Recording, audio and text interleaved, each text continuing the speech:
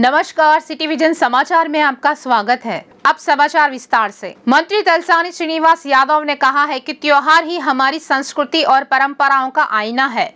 मुगलपुरा के जगदम्बा मंदिर में उन्होंने 310 मंदिरों को आर्थिक सहायता के चेक बांटे।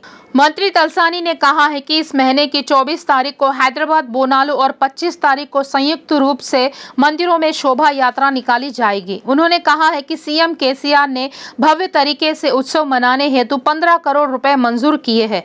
सरकार के तत्वावधान में दिल्ली और विजयवाड़ा में भी बोनालू का आयोजन किया गया। उन्होंने कहा है कि राज्य में 3600 मंदिर है। यह बात सभी को मालूम है कि मंदिर प्रबंधन के लिए आय कैसे आती है। कोई भक्त चंदा जमा करता है, कोई दान देता है, तो कोई बड़े मन से उत्सव का आयोजन या मंदिर की देखरेख में सहयोग देता है, जबकि मंदिर प्रबंधन बहुत ही कठिन होता है। हर साल रंग रोगन, डेकोरेशन, लाइटिंग, पूजा सामग्री, ढोल ताशे, पोतराजू को प्रोत्साहन आदि के लिए खर्च वहन करना पड़ता है। वहीं लाल दरवाजा से विजयवाड़ा जाना हो तो कलाकारों के आने जाने व अन्य खर्च भी वहन करना पड़ता है। हालांकि अंबारी हेतु हाथी की व्यवस्था करनी होती है। इसे जू पार्क से लाना और फिर ले जाना व उसकी देखभाल करना जरूरी होता है। इसके लिए भी काफी खर्च आता है। इन सभी खर्चों को देखते हुए सरकार ने मंदिरों को सहायता उपलब्ध कराने का निर्णय लिया है और उत्सव हेतु मंदिरों को सरकार द्वारा सहायता उपलब्ध कराई जा रही है। उन्होंने कहा है कि बोनालू उत्सव विश्व स्तर पर प्रसिद्ध हुआ है। इस उत्सव को अमेरिका, ऑस्ट्रेलिया, लंदन और दुबई जैसे देशों में बड़ी ही उत्साह के साथ मनाया जाता है। मंत्री तलसानी ने कहा है कि ओल्ड सिटी में विकास कार्य लगातार जारी रहेंगे। समस्याओं के समाधान और विकास कार्यों के मामले में सरकार द्वारा हमेशा सेवा भाव जताते हुए काम किया जा रहा है। हैदराबाद में नेकलेस रोड स्थित इंदिरा गांधी की प्रतिमा के पास कांग्रेस नेताओं ने विशाल रैली निकाली। ईडी द्वारा सोनिया गांधी की पूछताछ के विरोध में टीपीसीसी अध्यक्ष रेवंत रेड्डी के नेतृत्व में विरोध प्रदर्शन किया गया। रेवंत रेड्डी ने कहा है कि पुलिस ने तेलंगाना कांग्रेस की रैली को कुछ शर्तों और नियमों के अधीन रहते हुए इजाजत दे दी। उन्होंने कहा है कि केंद्र के पास सीधे राजनीतिक चाल चलने हिम्मत नहीं है, इसलिए ईडी का सहारा लिया जा रहा है और परेशान किया जा रहा है। रेवंत रेड्डी ने स्पष्ट रूप से कहा है कि पीएम मोदी चाहे कुछ भी कर ले, कांग्रेस का कुछ नहीं बिगाड़ सकेंगे।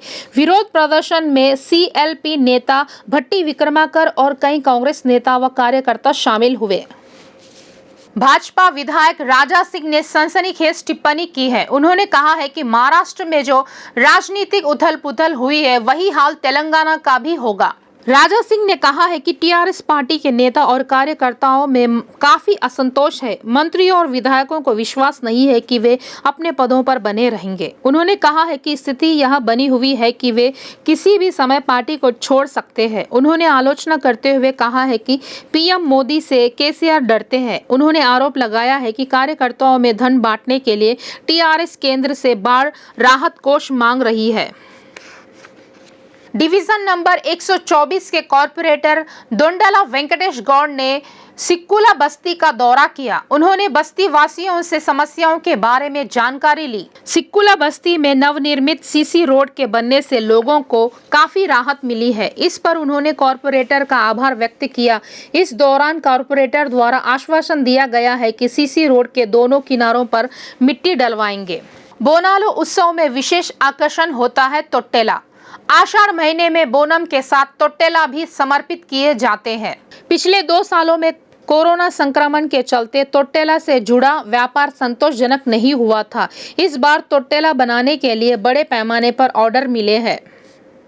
जुलूस निकालते हम हर बार अन्ना के पास से झूला लेते और माता को चढ़ाते झूला लेके जाकर, और हर साल यहाँ पर लेते 6 फीट का गैसों बार लिए थे। ये फीट बड़ा 2 फीट बढ़ा के ले रहे, और ऐसा माता का अच्छा है। इधर रेट भी कम है, और ऐसा क्या है, चीज़ अच्छी मिलती, बस फाइन अच्छा मिलता है इधर, और जो तुझ भी तकलीफ नहीं आती इधर से लिख गए तो। जगतगिरी गुट्टा पुलिस स्टेशन की सीमा के यल्लम्मा बंडा क्षेत्र में देर रात चोर ने हंगामा मचा दिया। चोर कई जगहों पर तोड़फोड़ की, घर का ग्रिल निकालकर चोरी का प्रयास किया। चोर द्वारा गिर निकालते समय आवाज सुनकर घर का मालिक जाग गया। इस बीच चोर ने देखा कि घर का मालिक जाग गया है, वे वहां से भाग खड़ा हुआ, जबकि यह पूरी घटना सीसीटीवी में कैद हो गई है।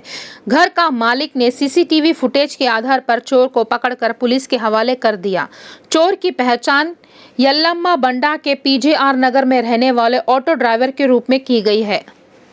तेलुगु राज्यों में 13 युवतियों से शादी कर ठगी करने वाले, हर रोज दूल्हा बनने वाले शिवशंकर को आखिरकार पुलिस ने हिरासत में ले लिया है। शिवशंकर के खिलाफ हैदराबाद, रचगोंडा, संगारेड्डी, गुंटूर और विजयवाड़ा में मामले दर्ज किए गए हैं। पुलिस के मुताबिक जांच में सामने आया है कि शिवशंकर ने अमेरिका में एक युवती को भी ठगा है और उस युवती से 35 लाख रुपए वसूल किए। इस महीने की 14 तारीख को शिवशंकर की धोखाधड़ी का शिकार हुई 2 युवतियों ने हैदराबाद प्रेस क्लब में घटना का खुलासा किया। पीड़ित महिलाओं ने मांग की है कि उन्हें कड़ी से कड़ी सजा दी जाए और उनके साथ न्याय किया जाए।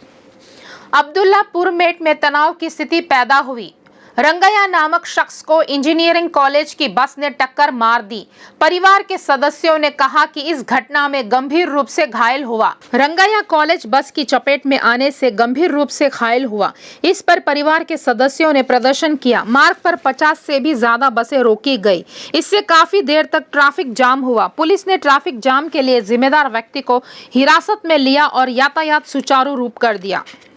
भारत बायोटेक ने घोषणा की है कि Covaxin booster dose Covid variant पर कुशलता से काम कर रहा है। इससे जुड़े शोध पर प्रमुख पत्रिका नेचर साइंटिफिक द्वारा जानकारी जारी की गई है। भारत बायोटेक ने कहा है कि अब तक जितने भी लोगों द्वारा कोवैक्सीन का डोज लिया गया, उनके रोग प्रतिकारक शक्ति के साथ booster dose, immunity booster dose, safety, spike protein को लेकर इम्यूनोजेनेसिटी पर भी अध्ययन किया गया है। इसके अलावा alpha, beta, delta, delta plus, Omicron आदि वेरिएंट के बारे में एंटीबॉडीज के उत्पादन पर भी विस्तृत रूप से अध्ययन किए जाने का दावा बायोटेक ने किया है। दूसरी खुराक लेने के 6 महीने बाद यदि बूस्टर खुराक ली जाती है तो सबसे तेज और सबसे प्रभावी एंटीबॉडी का उत्पादन होता है। यह पाया गया है कि वैक्सीन लेने के 6 महीने बाद रोग प्रतिरोध क्षमता कम हो जाती है। कहा जाता है कि बूस्टर डोज से इम्यूनिटी 40 गुना बढ़ गई है। विजय देवरकोंडा की फिल्म लाइगर को लेकर फैंस के बीच उम्मीदें बढ़ती जा रही है। इस फिल्म के ट्रेलर रिलीज प्रोग्राम को जबरदस्त रिस्पांस मिला है। इस फिल्म का ट्रेलर रिलीज इवेंट हैदराबाद में आयोजित किया गया। लाइगर में विजय देवरकोंडा की भूमिका वाला बड़ा कटआउट हैदराबाद में सुदर्शन थिएटर के सामने लगाया गया, जबकि यह ट्रेलर रिलीज कार्यक्रम आयोजित किया गया। कुछ युवाओं ने इस कटआउट का दुग्धाभिषेक किया, फूल बरसाए। विजय देवरकोंडा के कुछ फैंस लाइगर की तरह शॉर्टलेस नजर आए। वह अपने हाथों और पीठ पर लाइगर नाम का टैटू लगाया। ट्रेलर रिलीज इवेंट में पूरी जगन्नाथ और अनन्या पांडे ने जमकर धमाल मचाया। कन्नड़ के मशहूर अभिनेता किच्चा सुदीप ने मीडिया प्रतिनिधियों से माफी मांगी है। उन्होंने कहा है कि तबीयत खराब होने के कारण वह प्रेस मीट में शामिल नहीं हो सके, उन्हें माफ कर दे। सुदीप की नवीनतम फिल्म विक्रांत रोना इस महीने की 28 तारीख को पूरे भारत में रिलीज होने जा रही है। फिल्म का निर्देशन अनूप भंडारी ने किया है। Film socio fantasy action adventure कहानी पर बनी है। फिल्म की रिलीज के मद्देनजर आज हैदराबाद, चेन्नई और कोच्चि में प्रेस मीट होनी थी। इस समय वह अस्वस्थ हुए। उन्होंने कहा है कि वह अस्वस्थता के चलते यात्रा करने में असमर्थ है, इसीलिए आज होने वाली प्रेस मीट को रद्द किया गया है। उन्होंने कहा है कि उनके ठीक होते ही प्रेस मीट आयोजित की जाएगी। जल्द ही सभी से मुलाकात करेंगे।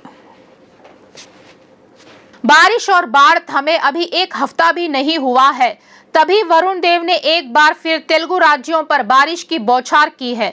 मौसम विभाग के अधिकारियों ने बताया कि अगले 2 दिनों तक तेलंगाना के कई हिस्सों में बारिश होगी।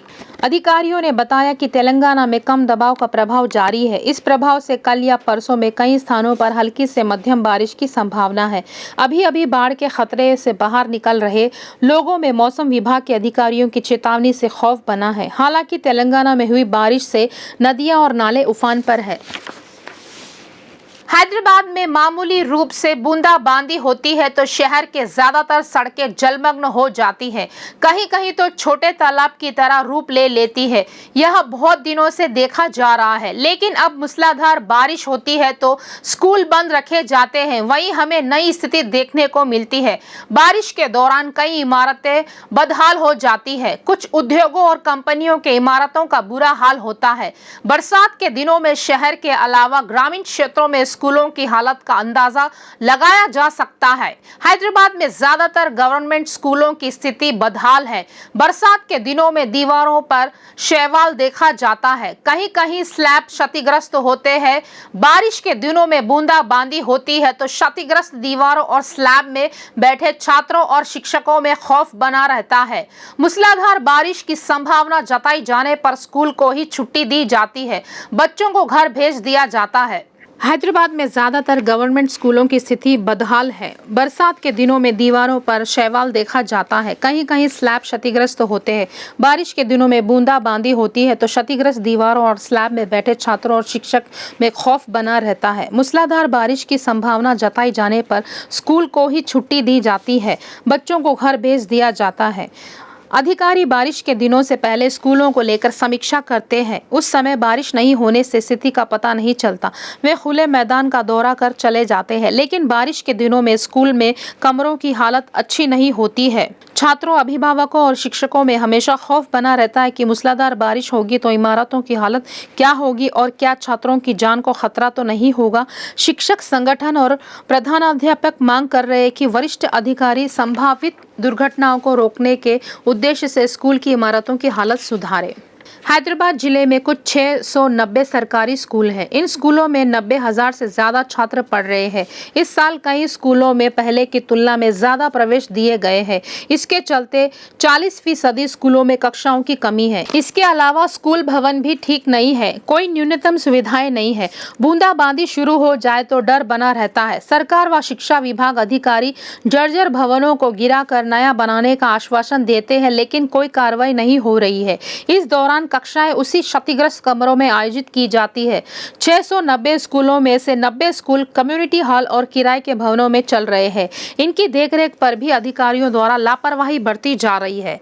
मना बस्ती मना बड़ी कार्यक्रम को भी ठंडे बस्ते में डाल दिया है। हाल ही में पूरे सप्ताह में बारिश हुई। इस दौरान बारिश का पानी स्कूलों में घुस गया। कुछ जगहों पर दीवारें ढह गई, स्लैब में दरारें गिरी, कक्षाओं में पानी का रिसाव हुआ। फलकनुमा, अमीरपेट, यूसुफगुड़ा, शेखपेट, बीजेआर नगर, अफजलगंज, धूलपेट, कापरा, मुचकुंद नगर, मुशीराबाद, अंबर नगर, बस्ती, बोएगुड़ा, रेजिमेंटला बाजार, एलबी नगर आदि क्षेत्रों में प्राथमिक और हाई स्कूलों की हालत ऐसे ही बनी हुई है। इन स्कूलों में इमारतों, दीवारों, स्लैब का मरम्मत करने की बजाय उसी हालत में कक्षाएं आयोजित की जा रही है।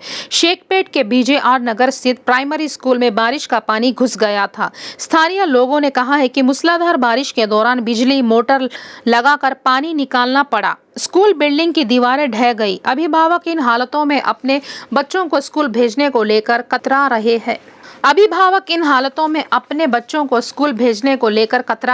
लगातार हुई बारिश के दौरान स्कूल वन टाइम ही चलाया गया। अंबर नगर बस्ती के कम्युनिटी हॉल में सरकारी प्राइमरी स्कूल चलाया जा रहा है। एक ही कमरे में पहली से लेकर 5वीं कक्षाओं तक के छात्राओं को बिठाया जाता रहा है। अंबर नगर बस्ती के कम्युनिटी हॉल में सरकारी प्राइमरी स्कूल चलाया जा रहा है। एक ही कमरे में पहली से लेकर 5वीं कक्षाओं तक के छात्रों को बिठाया जा रहा है। बोयागुड़ा में जिला परिषद हाई स्कूल की हालत कुछ इसी तरह से है। क्लासरूम में स्लैब से बारिश के दौरान पानी टपकता है। प्रधान अध्यापक टी निर्मला ने कहा है कि कक्षाओं का प्रबंधन एक समस्या बन गई है। अफजलगंज में सरकारी हाई स्कूल बिल्डिंग की दीवारें पूरी तरह से भीगने से शैवाल उग गया है। दीवारों पर कुछ जगहों पर छोटे मोटे पौधे भी उग आए हैं। इसके बावजूद कमरे में बिठाकर छात्रों को शिक्षा दी जा रही है। सरकारी स्कूलों की हालत बदतर होने के बावजूद शिक्षा अधिकारियों द्वारा कारगर कदम नहीं उठाया जा रहा है। क्षतिग्रस्त बिल्डिंगों में कक्षाओं का आयोजन किया जा रहा है। अभिभावक अपनी आर्थिक स्थिति और समस्याओं के चलते बच्चों को सरकारी स्कूल भेजते हैं। शिक्षक और छात्र अधिकारियों के इस रवैये से नाराज है। स्थानीय लोगों का कहना है कि मना बस्ती मना बड़ी का पहला चरण अभी पूरा नहीं हुआ है। पूर्व मेयर एवं बीजेपी नेता बंडा कार्तिका रेड्डी ने आरोप लगाया है कि सरकारी स्कूलों में काफी समस्याएं उभरी हुई है। उन्होंने सिकंदराबाद के अड्डागुड़ा में सरकारी स्कूल का निरीक्षण किया। इस स्कूल में 500 छात्र पढ़ाई करते हैं। बुनियादी सुविधाओं के अंतर्गत छात्राओं के लिए पर्याप्त बिल्डिंग नहीं है। इसी बिल्डिंग में ऊपरी मंजिल पर स्कूल है और नीचे MRO कार्यालय है। पर्याप्त कमरे नहीं होने पर छात्र बरामदे में बैठकर ही पाठ पढ़ते हैं। अधिकारियों ने कहा है कि वे MRO कार्यालय खाली करवाकर स्कूल के लिए उपयोग में लाएंगे। हालांकि यह कहकर 1 साल बीत गया, लेकिन अभी तक कारगर कदम नहीं उठाया गया है। 500 छात्रों के लिए सिर्फ 2 शौचालय है। यह थे अब तक के ताजा समाचार। आगे के ताजा समाचारों के लिए देखते रहिए सिटी विजन लाइव।